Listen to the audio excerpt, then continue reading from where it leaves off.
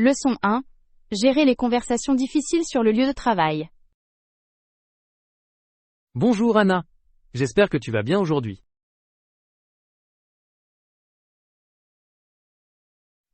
Bonjour, John.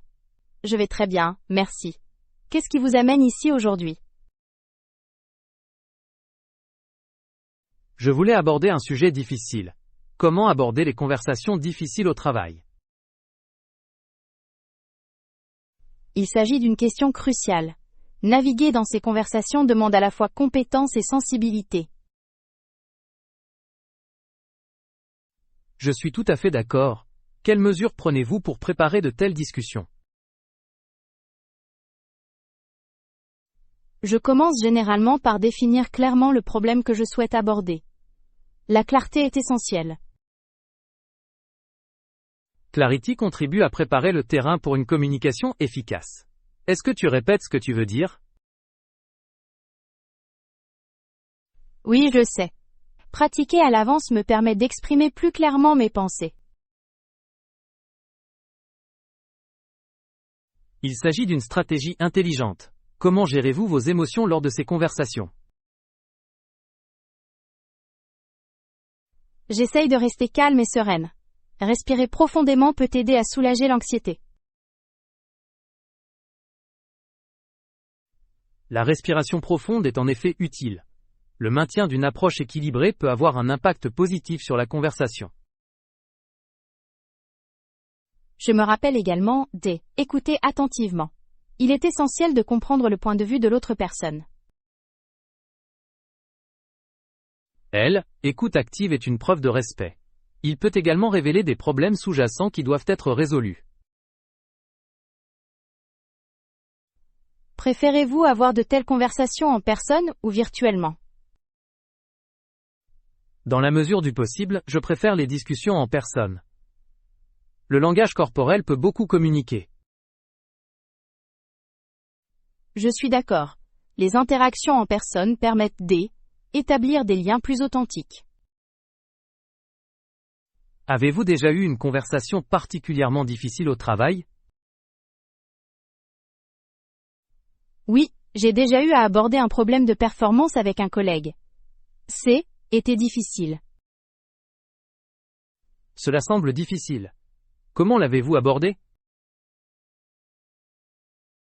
J'ai commencé par reconnaître leurs points forts avant de discuter des points à améliorer. C'est une approche judicieuse. Trouver un équilibre entre les commentaires positifs et les critiques constructives peut atténuer les tensions. Exactement. Cela aide l'autre personne à rester ouverte aux commentaires. Dans quelle mesure pensez-vous qu'il est important d'assurer un suivi après de telles conversations? C'est très important.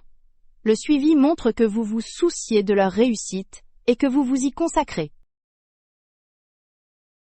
Je suis d'accord. Cela peut également aider à renforcer les points abordés et à suivre les progrès. Avez-vous déjà eu à faire face à des conflits découlant de ces conversations? Heureusement, les conflits ont été minimes. Cependant, je pense que le fait de régler les problèmes rapidement peut empêcher une escalade. Il s'agit d'une stratégie précieuse. Une communication proactive permet souvent de trouver une solution. Comment gérez-vous quelqu'un qui se met sur la défensive lors d'une conversation difficile? Je reste calme et empathique. Reconnaître leurs sentiments peut aider à atténuer leur attitude défensive. C'est un excellent conseil. L'empathie peut créer une atmosphère plus collaborative. J'essaye également de me concentrer sur le problème, pas sur la personne. Il est essentiel de séparer le comportement du caractère. Il s'agit d'une approche judicieuse. Elle encourage la discussion plutôt que les attaques personnelles. Avez-vous déjà reçu une formation sur la façon de gérer des conversations difficiles? Oui, j'ai participé à un atelier. Il a fourni des techniques utiles pour naviguer dans divers scénarios. Cela semble bénéfique. L'apprentissage continu peut permettre aux individus d'acquérir de meilleures compétences. Absolument. Croyez-vous que ces conversations peuvent mener à une croissance personnelle? Oui, ils le peuvent. S'engager dans des discussions difficiles favorise souvent la résilience et ouvre la voie à des améliorations. Je suis d'accord. Embrasser des conversations inconfortables peut en fin de compte améliorer la dynamique du lieu de travail. Quels conseils donneriez-vous à quelqu'un qui a du mal à lancer ces discussions? Je suggère de commencer petit. Pratiquer avec des sujets moins sensibles peut renforcer la confiance en soi. C'est un conseil pratique. Une exposition graduelle peut faire toute la différence. Merci pour cette discussion enrichissante, Anna. Vos idées sont très précieuses. Merci John. J'ai apprécié notre conversation sur un sujet aussi important. Continuons à explorer d'autres stratégies pour une communication efficace à l'avenir. Leçon 2. Le pouvoir des objectifs annuels. Bonjour, Anna. C'est toujours un plaisir de te voir. Bonjour John. Le plaisir est pour moi, comme toujours. Quel sujet explorons-nous aujourd'hui? Je voulais parler de l'EL, établissement d'objectifs annuels. Vous fixez-vous des objectifs chaque année? Oui, je le sais. Je trouve très utile de fixer des objectifs clairs au début de chaque année.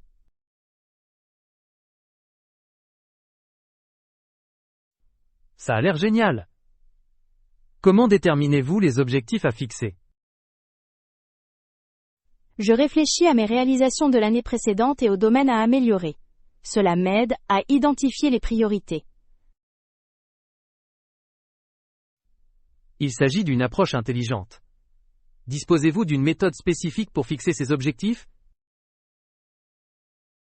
J'utilise généralement les critères SMART, spécifiques, mesurables, réalisables, pertinents et limités dans le temps.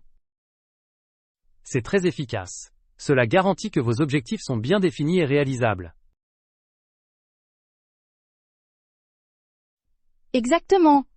Par exemple, au lieu de dire « Je veux me remettre en forme », je dirais « Je vais faire de l'exercice 3 fois par semaine, pendant 30 minutes ». Il s'agit d'un objectif clair et réalisable. Avez-vous remarqué une différence depuis que vous avez commencé cette pratique? Oui. Le suivi de mes objectifs a amélioré ma concentration et ma motivation. J'y éprouve un plus grand sentiment d'accomplissement. C'est encourageant. À quelle fréquence révisez-vous vos objectifs au cours de l'année? Je les revois généralement tous les trimestres. Cela me permet d'évaluer mes progrès et de procéder à des ajustements si nécessaire. Les évaluations trimestrielles semblent raisonnables. Cela vous permet de garder vos objectifs bien à l'esprit. Oui, je note également mes objectifs et je les place à un endroit où je peux les voir tous les jours. C'est un excellent rappel. La visibilité peut renforcer l'engagement envers vos objectifs. Tu t'es fixé des objectifs annuels, John? Je me concentre généralement sur le développement personnel et professionnel. C'est une approche judicieuse. Elle, équilibre entre les deux domaines, contribue à la croissance globale. Je suis d'accord. Par exemple, je me suis fixé comme objectif d'améliorer mes compétences en matière de prise de parole en public cette année. C'est une compétence précieuse. Comment comptez-vous y parvenir? Je me suis inscrit à un cours d'art oratoire local, et je vais m'entraîner régulièrement. C'est un excellent moyen de gagner en confiance. Avez-vous pensé à vos progrès jusqu'à présent? Je me suis senti plus à l'aise pour parler devant des groupes. le cours a été bénéfique. C'est un excellent progrès. Je pense qu'il est essentiel de revoir et d'ajuster les objectifs pour réussir. Absolument. La flexibilité peut vous aider à vous adapter à tous les défis qui se présentent. Quels défis avez-vous dû relever pour atteindre vos objectifs? La gestion du temps constitue souvent un défi. La vie peut devenir chargée et bouleversante. Je comprends tout à fait. L'équilibre entre de multiples responsabilités nécessite une planification minutieuse. Je classe les tâches par ordre de priorité à l'aide d'un agenda hebdomadaire. Cela m'aide à rester organisé et concentré. C'est une excellente stratégie. L'organisation peut améliorer considérablement la productivité. Quels sont les objectifs que vous vous êtes fixés cette année? J'ai l'intention d'apprendre une nouvelle langue. Cela a toujours été un rêve personnel pour moi. C'est un objectif fantastique. L'apprentissage des langues ouvre de nombreuses opportunités. Oui, c'est vrai. J'ai commencé à utiliser une application linguistique et à m'entraîner tous les jours. La cohérence est essentielle dans l'apprentissage des langues. Comment maintenez-vous votre motivation à un niveau élevé? Je fixe de petits objectifs, comme apprendre 10 nouveaux mots chaque semaine. Le fait de célébrer ces réussites me motive. Ça a l'air efficace. De petites récompenses peuvent améliorer l'expérience d'apprentissage. Avez-vous déjà envisagé des objectifs annuels pour l'année prochaine? J'ai commencé à réfléchir. J'aimerais améliorer mes compétences culinaires et essayer de nouvelles cuisines. Ça a l'air passionnant. Apprendre à cuisiner de nouveaux plats peut être très enrichissant. C'est certainement possible. Je crois que la cuisine peut aussi être un formidable exutoire créatif. Je suis d'accord. Merci d'avoir partagé vos objectifs et vos stratégies, John. Merci, Anna. J'apprécie également vos idées. Continuons à nous motiver les uns les autres dans nos efforts.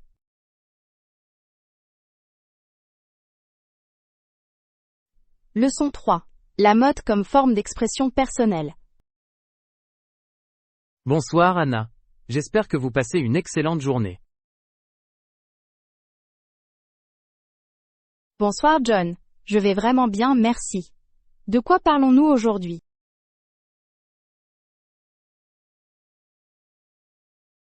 Je voulais explorer le rôle de la mode dans l'expression de soi. Qu'en penses-tu? La mode est une forme vitale d'expression personnelle pour moi. Cela reflète ma personnalité et mon humeur.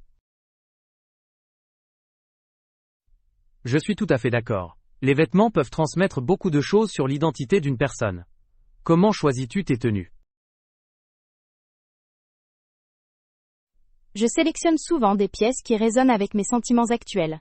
Les couleurs et les styles communiquent efficacement mes émotions. C'est intéressant.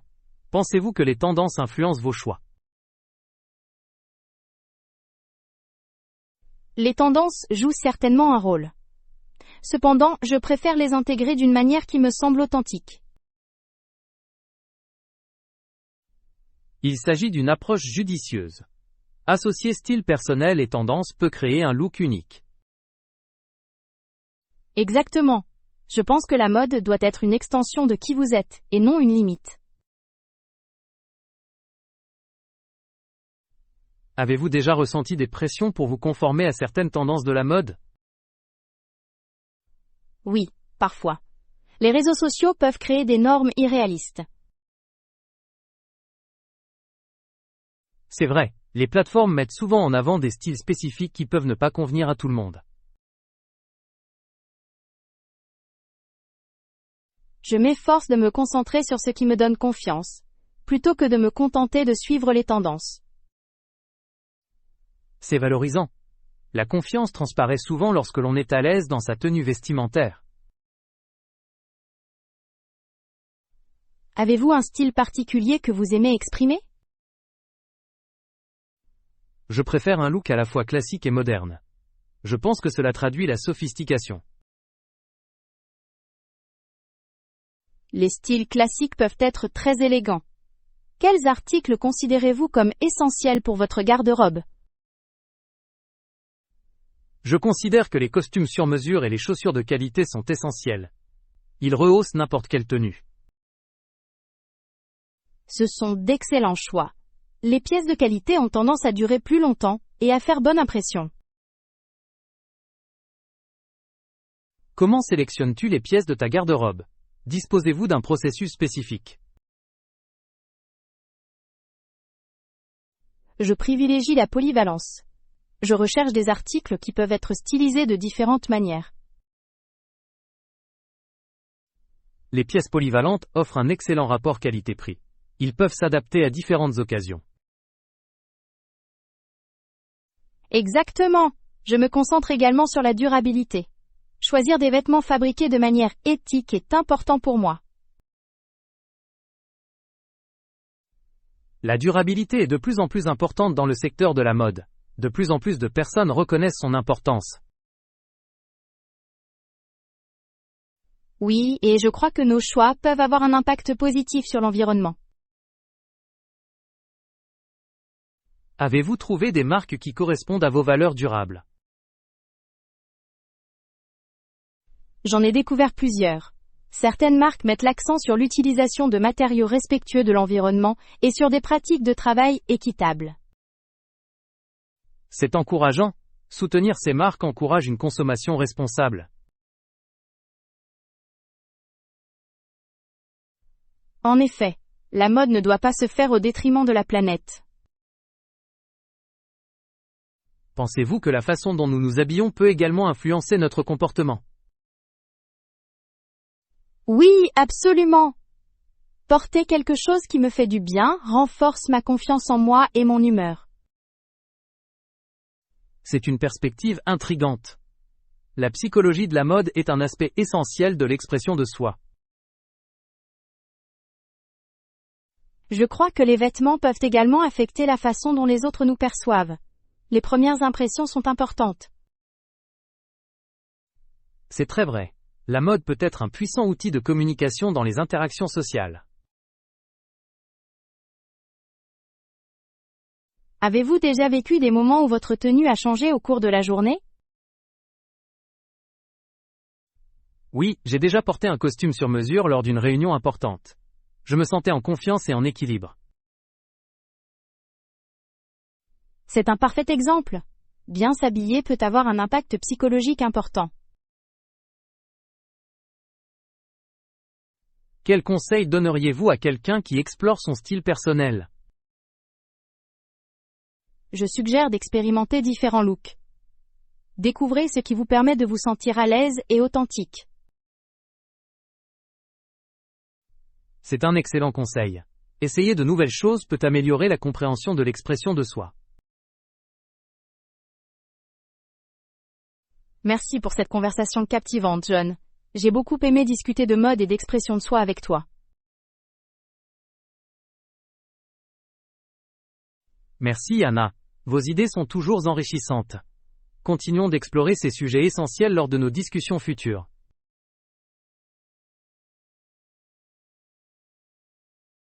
Leçon 4. L'apprentissage continue malgré des horaires chargés. Bonjour Anna. J'espère que tu vas bien aujourd'hui.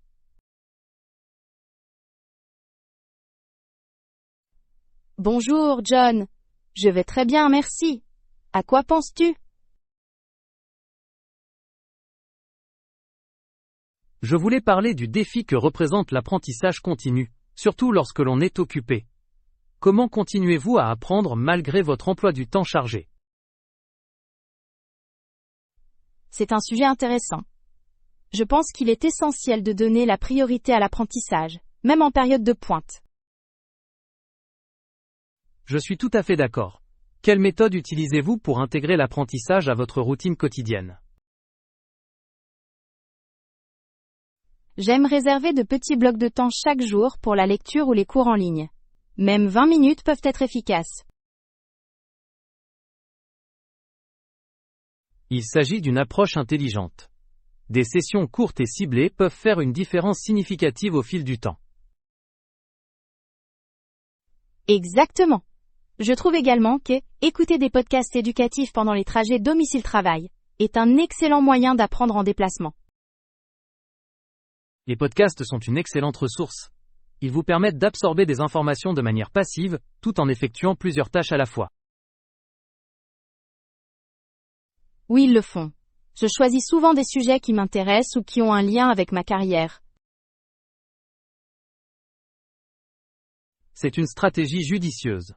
Apprendre quelque chose de pertinent peut améliorer la motivation et la rétention.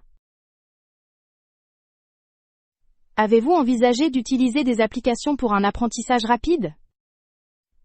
Il existe plusieurs applications fantastiques qui proposent des leçons de petite taille sur divers sujets.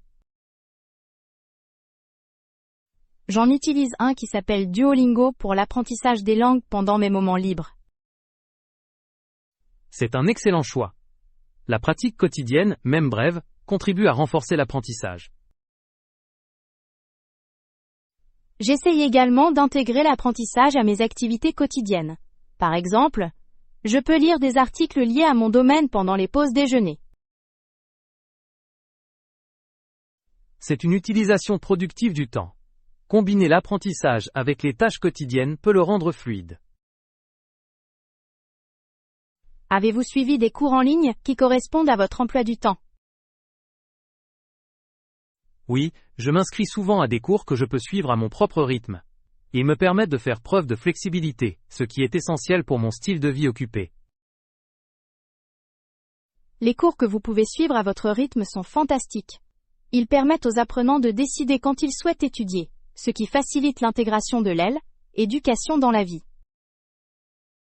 Pensez-vous que la responsabilisation joue un rôle dans l'apprentissage continu? Absolument. Le fait de partager vos objectifs avec vos amis peut vous motiver à vous en tenir à vos plans d'apprentissage. C'est une excellente idée. L'apprentissage en groupe peut également favoriser la discussion et une meilleure compréhension. Oui, j'ai déjà rejoint un groupe d'études pour obtenir une certification professionnelle. Cela a été incroyablement bénéfique. Cela semble être une expérience enrichissante. Le fait d'avoir des pairs pour vous aider peut améliorer le processus d'apprentissage. Quel conseil donneriez-vous à quelqu'un qui a du mal à trouver le temps d'apprendre? Je suggère de créer un calendrier. L'attribution de temps spécifique à l'apprentissage peut aider à établir par ordre de priorité. C'est un excellent conseil. Le fait d'avoir une routine définie garantit la cohérence. De plus, je recommanderais de fixer des objectifs d'apprentissage réalisables. De petits jalons peuvent mener à de plus grandes réalisations. Je suis d'accord. Atteindre de petits objectifs renforce la confiance et la motivation. Avez-vous déjà rencontré des obstacles au cours de votre parcours d'apprentissage? Oui, parfois la vie est bouleversante, et l'apprentissage passe au second plan. Il s'agit d'un défi courant. Il est essentiel d'être doux avec soi-même pendant les périodes de pointe. Exactement. Ajuster les attentes peut aider à réduire le stress tout en gardant l'accent sur l'apprentissage. Qu'en est-il de l'apprentissage en tant qu'activité sociale? Cela peut être très efficace. Discuter de ce que vous apprenez avec des amis peut renforcer vos connaissances. Je suis d'accord. Elle enrichit l'expérience d'apprentissage, lorsqu'elle est partagée avec d'autres personnes. Merci pour cette conversation enrichissante, John. Vos conseils et vos points de vue sont précieux. Merci Anna. J'apprécie vos réflexions sur le maintien de l'apprentissage continu, malgré des horaires chargés. Leçon 5. Événements de réparation communautaire. Bonjour Anna. J'espère que tu apprécies ta journée. Bonjour John. Je vais très bien, merci. De quoi aimerais-tu discuter aujourd'hui?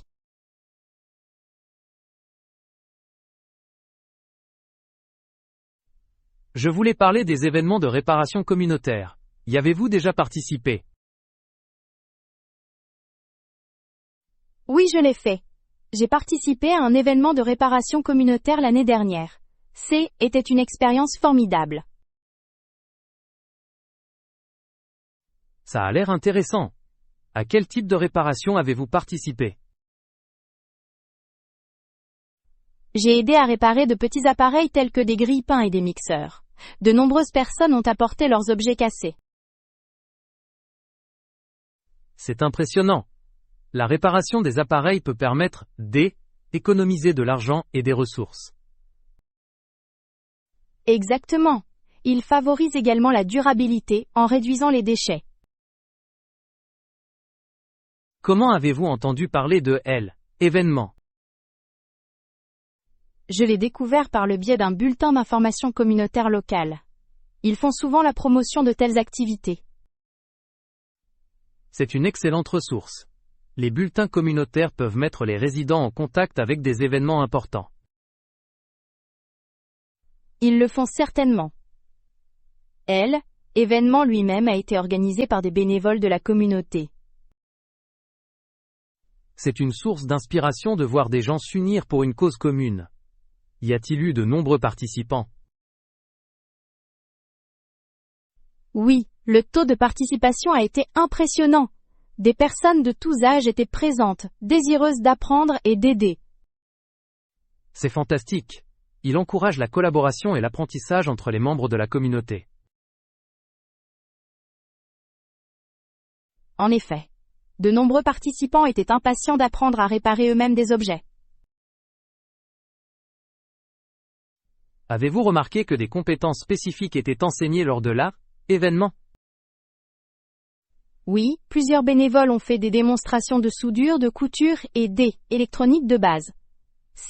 Était instructif. Il s'agit d'un ensemble de compétences précieux. Apprendre aux autres à réparer les choses peut leur donner du pouvoir.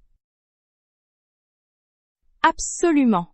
Les participants ont quitté événement avec une confiance retrouvée dans leur capacité à réparer les problèmes. Qu'avez-vous ressenti après avoir participé à l'événement?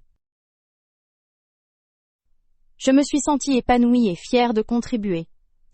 Était gratifiant de voir la gratitude des gens. Cela fait chaud au cœur. Redonner à la communauté favorise le sentiment d'appartenance. Je suis totalement d'accord. Je pense que les événements de réparation communautaire favorisent également une culture de partage des connaissances. Le partage des compétences est inestimable. Cela peut créer des liens durables entre les résidents. Avez-vous envisagé de participer à un événement similaire? Oui, j'adorerais. Je pense que c'est un excellent moyen de soutenir la communauté.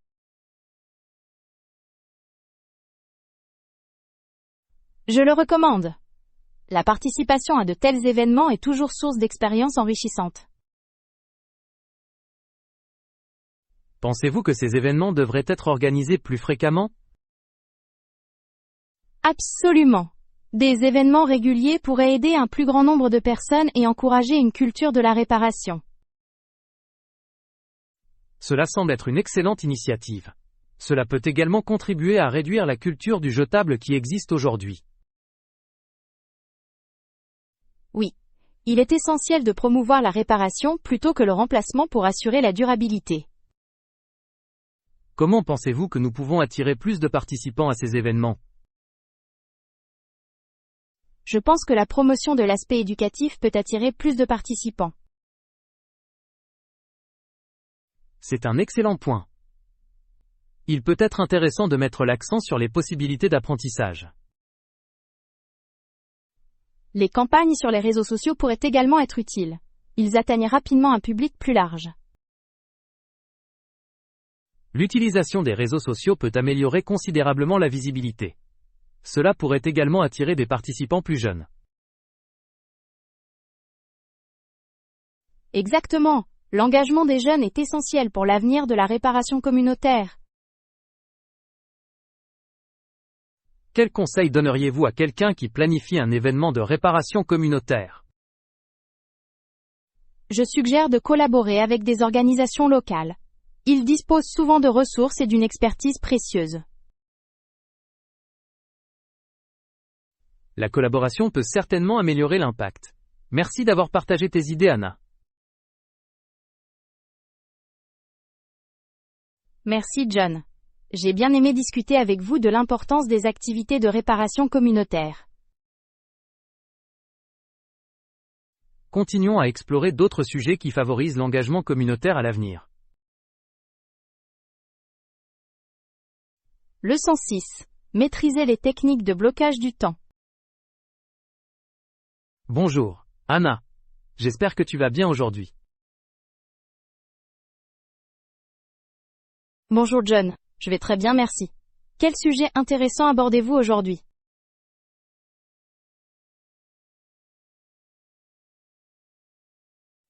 J'aimerais parler du blocage du temps. Quels sont vos conseils pour un blocage du temps efficace? Le blocage du temps est une excellente méthode de gestion du temps. Je hiérarchise les tâches en consacrant des blocs de temps spécifiques à chacune d'entre elles. C'est une technique intelligente. Comment déterminez-vous le temps à allouer à chaque tâche? J. Évalue la complexité de chaque tâche. Certaines tâches nécessitent plus de concentration et d'effort, tandis que d'autres sont plus rapides. C'est logique. Avez-vous utilisé le blocage du temps pour divers aspects de votre vie, ou avez-vous simplement utilisé le temps de travail? Je l'utilise pour les deux.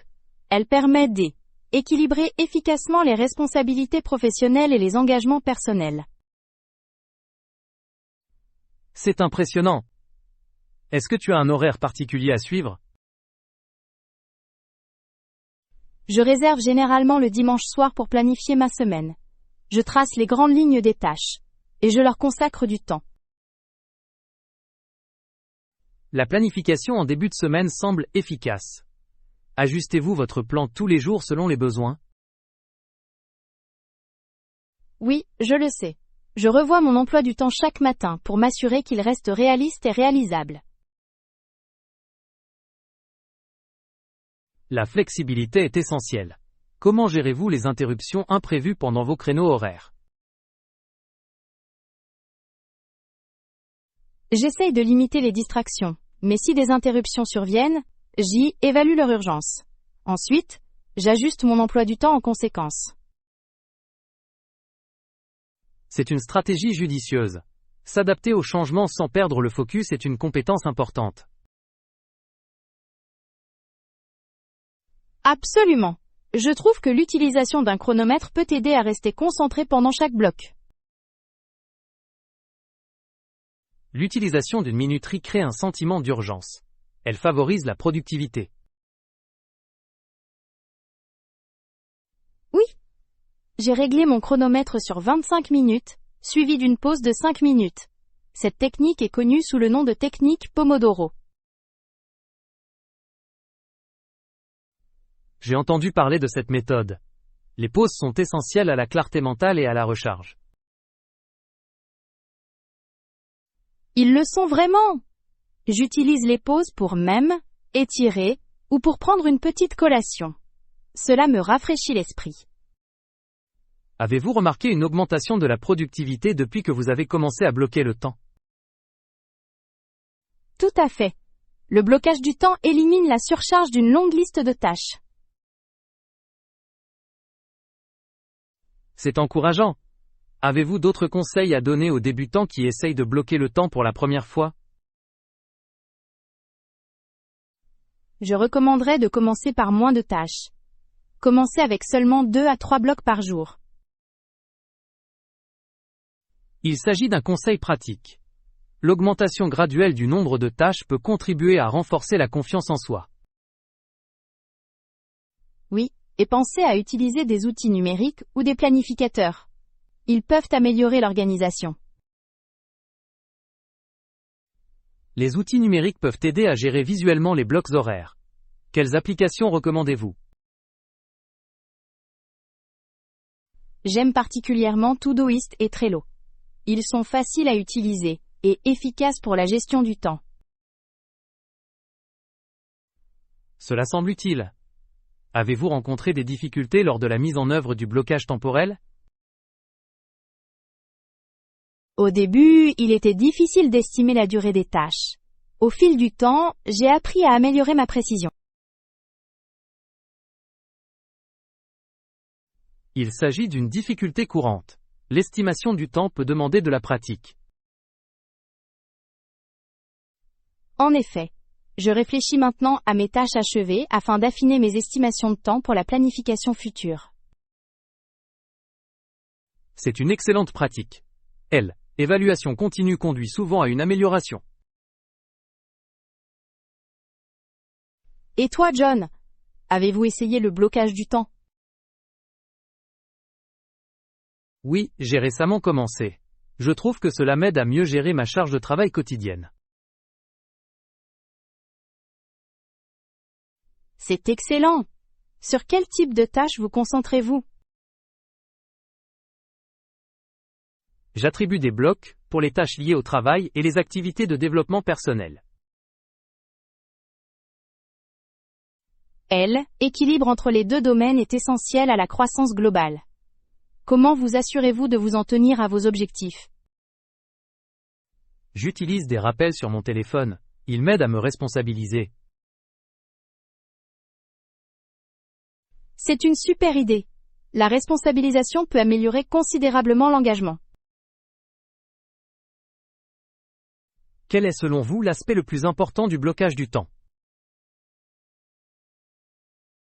Je crois que la cohérence est essentielle. Le respect d'un horaire permet d'acquérir des habitudes au fil du temps. Je suis d'accord. Les habitudes peuvent mener à un succès à long terme. Merci d'avoir partagé tes idées, Anna.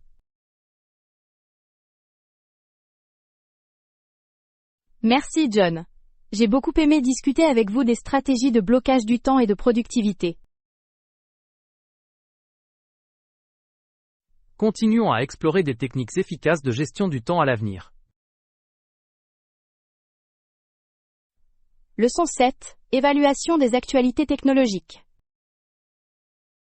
Bonjour Anna. J'espère que vous passez une journée productive.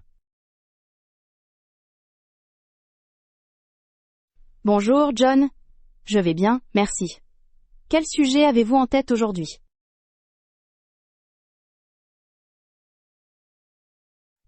Je voulais discuter de la manière d'évaluer les actualités technologiques. Il est essentiel de discerner des informations crédibles. C'est un sujet très pertinent.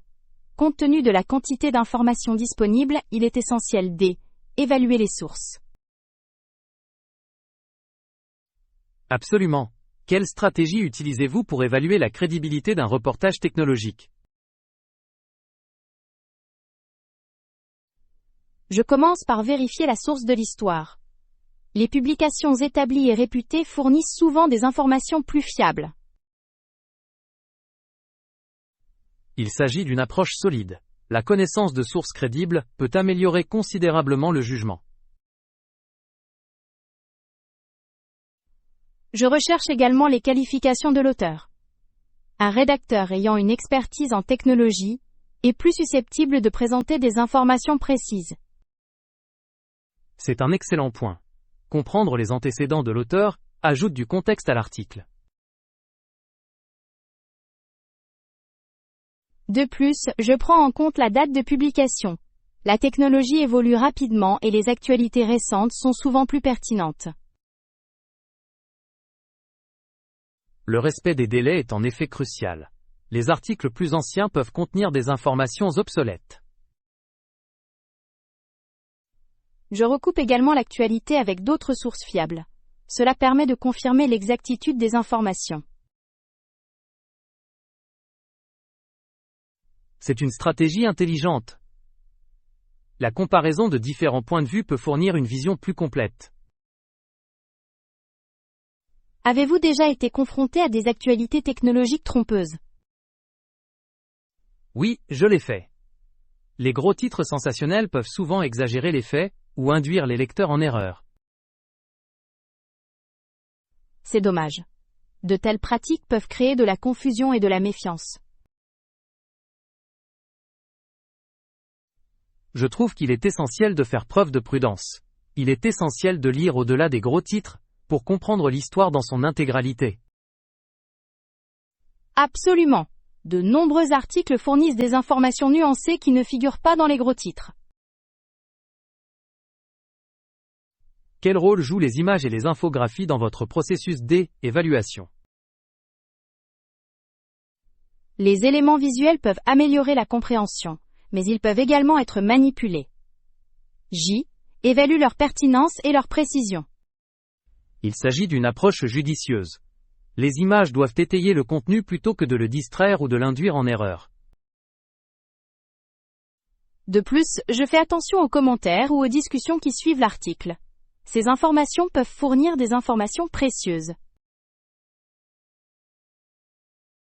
Le dialogue avec la communauté peut aider à clarifier les opinions divergentes et à renforcer la crédibilité.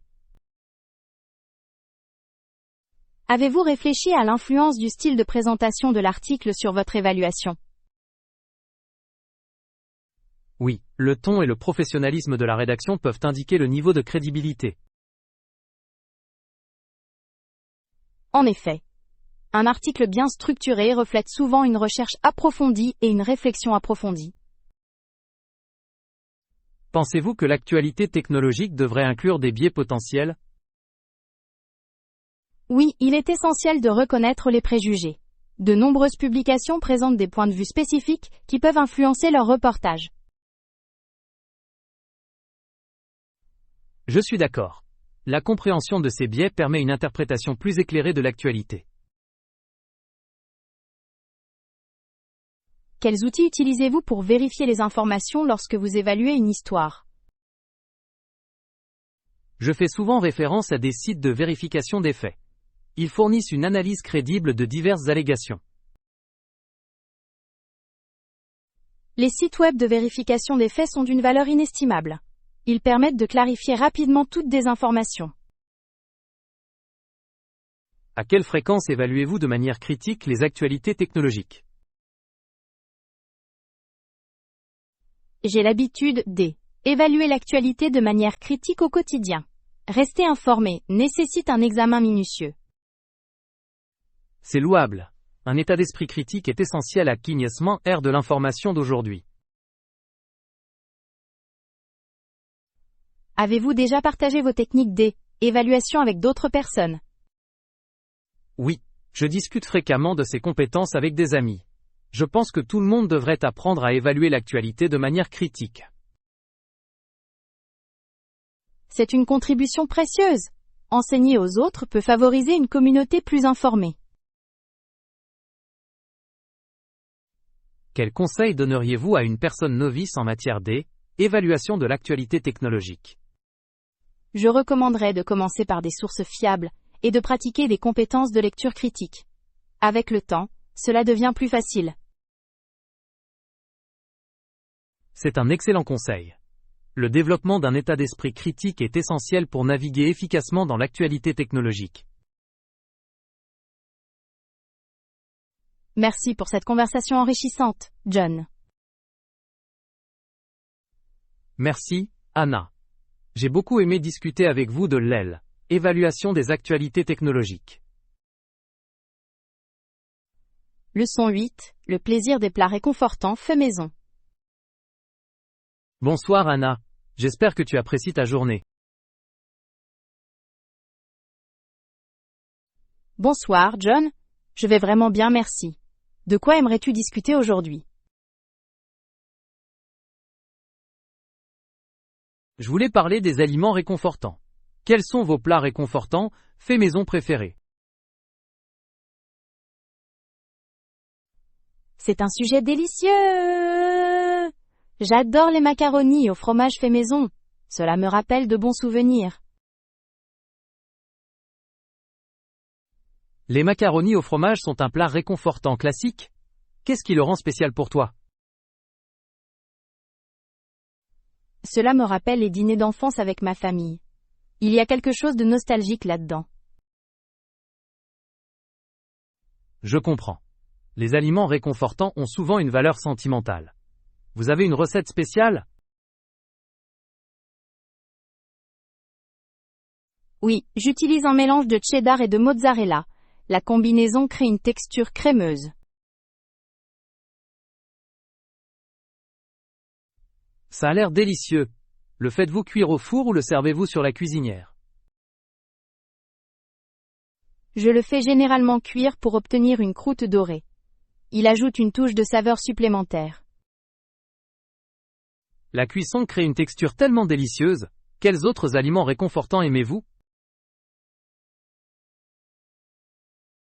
J'adore aussi la soupe au poulet maison. Elle est apaisante, surtout par temps froid. La soupe au poulet est un classique réconfortant. Utilisez-vous des ingrédients spéciaux?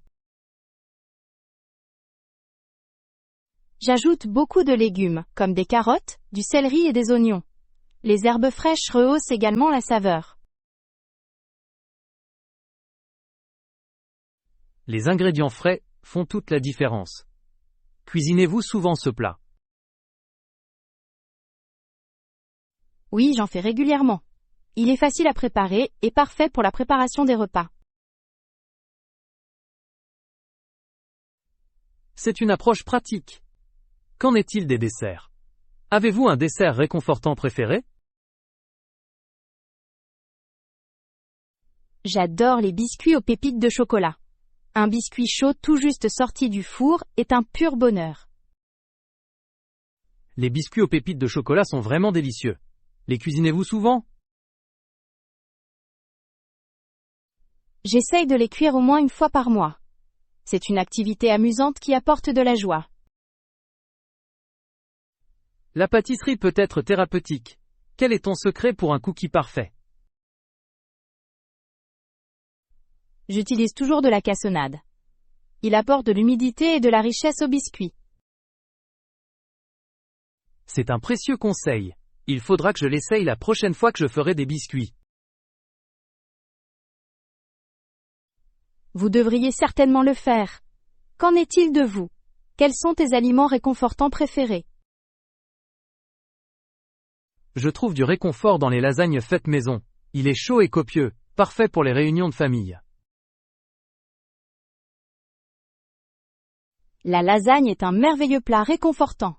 Quels ingrédients utilisez-vous? Je superpose des pâtes, du fromage ricotta, de la mozzarella, et une riche sauce marinara. Cela prend du temps, mais cela en vaut la peine. Ça a l'air délicieux! Le fabriquez-vous pour des occasions spéciales? Oui, c'est souvent la pièce maîtresse des dîners de famille. Tout le monde l'attend avec impatience. Ça doit être une expérience fantastique. Votre famille a-t-elle d'autres recettes traditionnelles? Oui, nous apprécions également le rôti au pot. Il mijote pendant des heures pour créer une viande tendre et savoureuse. Le rôti à la poêle est un plat tellement réconfortant, surtout par temps froid. C'est vraiment le cas. L'arôme emplit la maison de chaleur. Que pensez-vous du fait de partager des recettes avec des amis? J'adore partager des recettes. Il crée des liens et permet l'exploration culinaire. En effet, la transmission de recettes permet de préserver les traditions familiales. Avez-vous des recettes de famille qui vous tiennent à cœur? Oui, la célèbre recette de tarte aux pommes de ma grand-mère est spéciale pour moi. C'est un favori de la famille. La tarte aux pommes est un classique. L'odeur de la pâtisserie doit évoquer de merveilleux souvenirs. C'est le cas. Je crois que la nourriture est un moyen de nous connecter à notre passé. Absolument. les aliments réconfortants peuvent créer un sentiment d'appartenance et de nostalgie. Quel conseil donneriez-vous à quelqu'un qui souhaite essayer de cuisiner des plats réconfortants? Je suggère de commencer par des recettes simples. La connaissance des bases renforce la confiance en soi. C'est un excellent conseil. L'apprentissage par étapes peut mener à une plus grande créativité culinaire. Merci pour cette charmante conversation, John. J'ai aimé discuter de nos plats réconfortants préférés. Merci, Anna.